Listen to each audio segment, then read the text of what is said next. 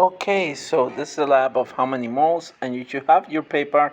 It should be the first part, which is sodium chloride, and you're going to measure the mass of the wayboat, the salt, and you're going to calculate the mass of the salt. So, first thing first, we want to do this because we want to, when we do chemical reactions, we want to make sure that we measure the amount of substance that we need.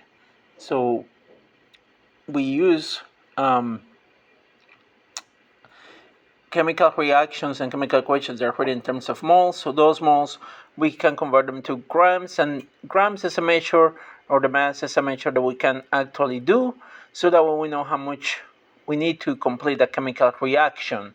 So again, this is the first part, sodium chloride. So we start by measuring the wayboat. In this case, I don't have the wayboat, so I'm just going to pour in here, and I'm just going to pour about a gram or two. So initial mass 2.15 grams. So you will record that in the sheet. I have a sheet, so it will be here. 2.15. So I'm going to add some salt in here.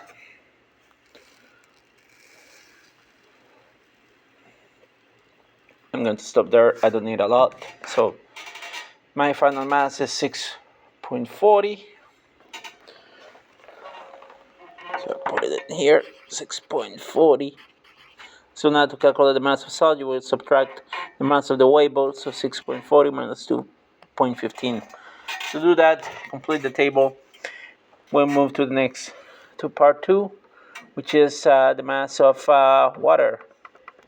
So in this case, I have to put the phone for a little bit on the side, so while I take beaker and add water. So we add some water in here.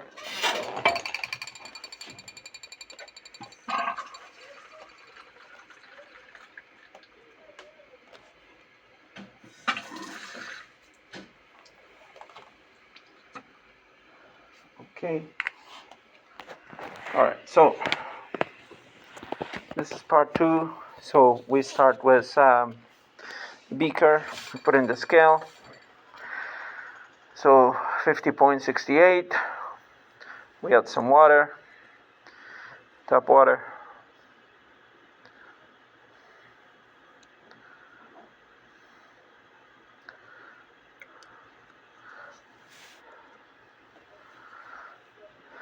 .38. So that's the final mass of the beaker and the water, 93.38. We do not take a sip, we just going to simulate the sip. Let me just put it there, 93.38. 93.38. 93.38.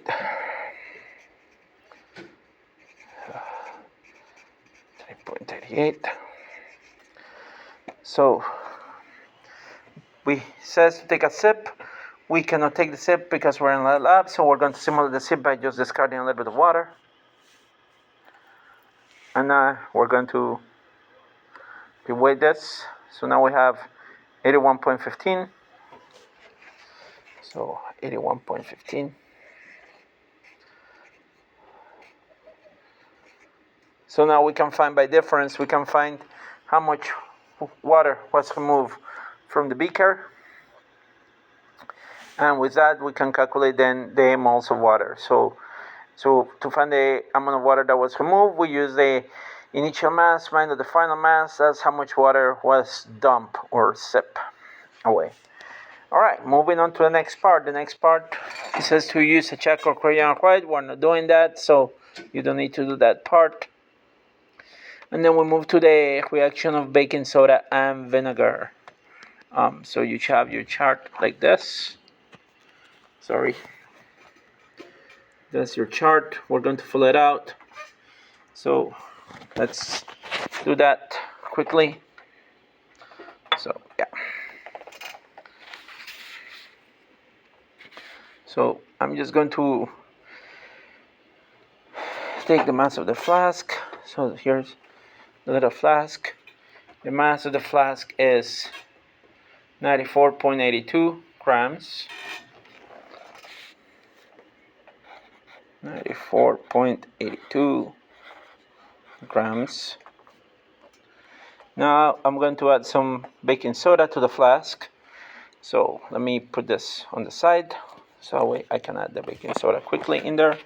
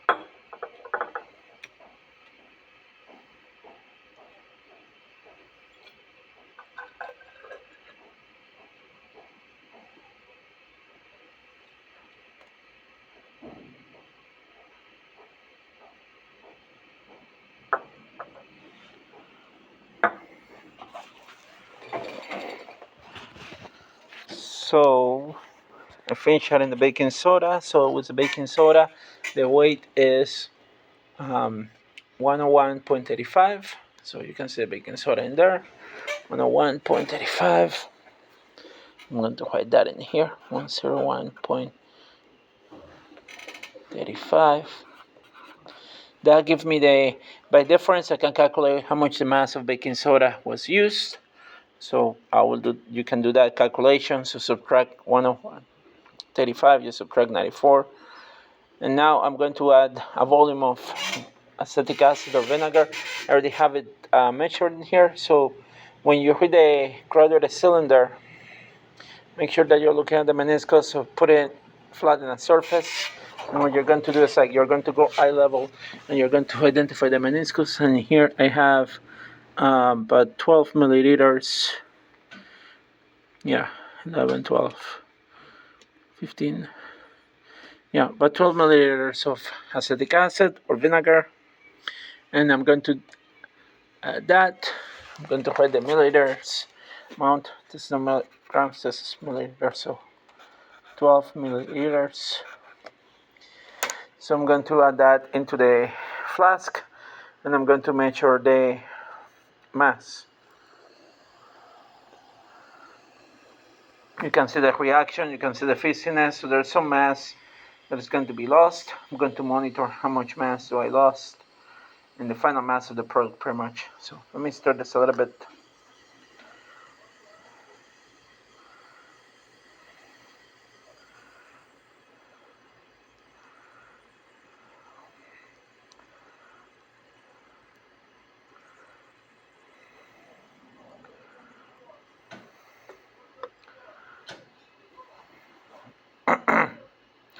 Going to give it 2 minutes so that it reach steady state. So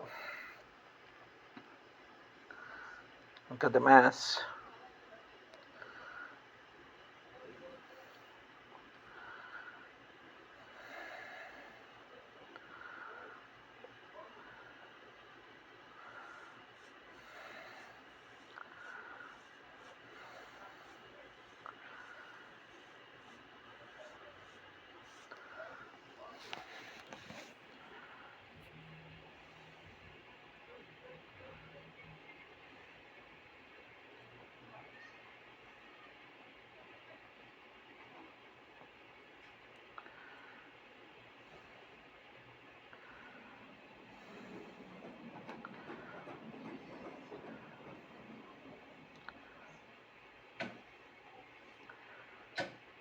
So I think that's it because it hasn't changed. So 1 to 68, that's the mass of the product. So mass of product